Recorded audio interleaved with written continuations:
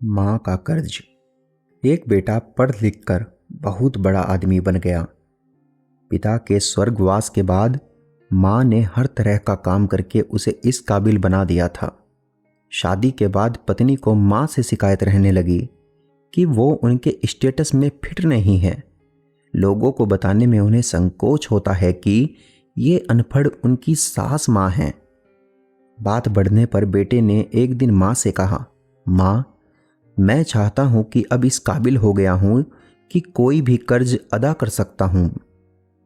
मैं और तुम दोनों सुखी रहे, इसलिए आज तुम मुझ पर किए गए अब तक के सारे खर्चे सूद और ब्याज के साथ मिलाकर बता दो। मैं वो अदा कर दूंगा, फिर हम अलग अलग सुखी रहेंगे।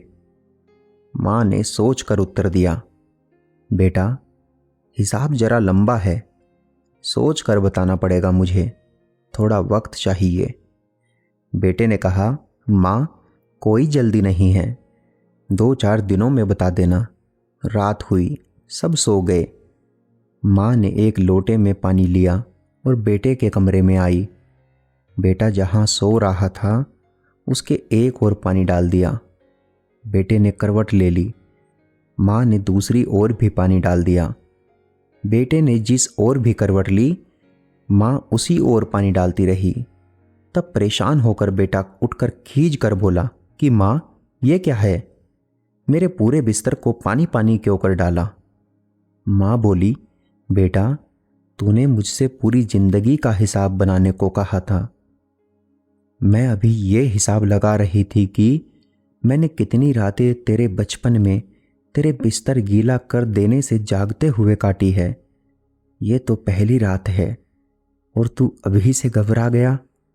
मैंने अभी हिसाब तो शुरू भी नहीं किया है जिसे तू अदा कर पाए।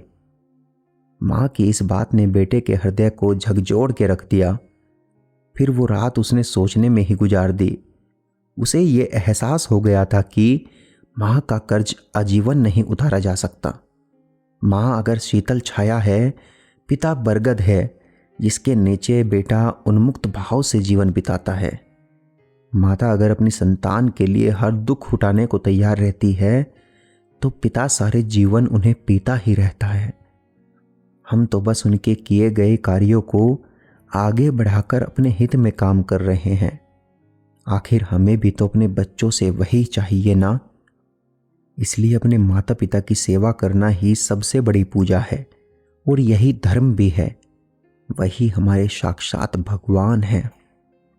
अगर आपको हमारी कहानी पसंद आ रही है तो कहानी को लाइक व शेयर करें और हमें कमेंट करके बताएं कि आपको कहानी कैसी लगी। और हमारे YouTube चैनल को सब्सक्राइब करना बिल्कुल भी न भूलें।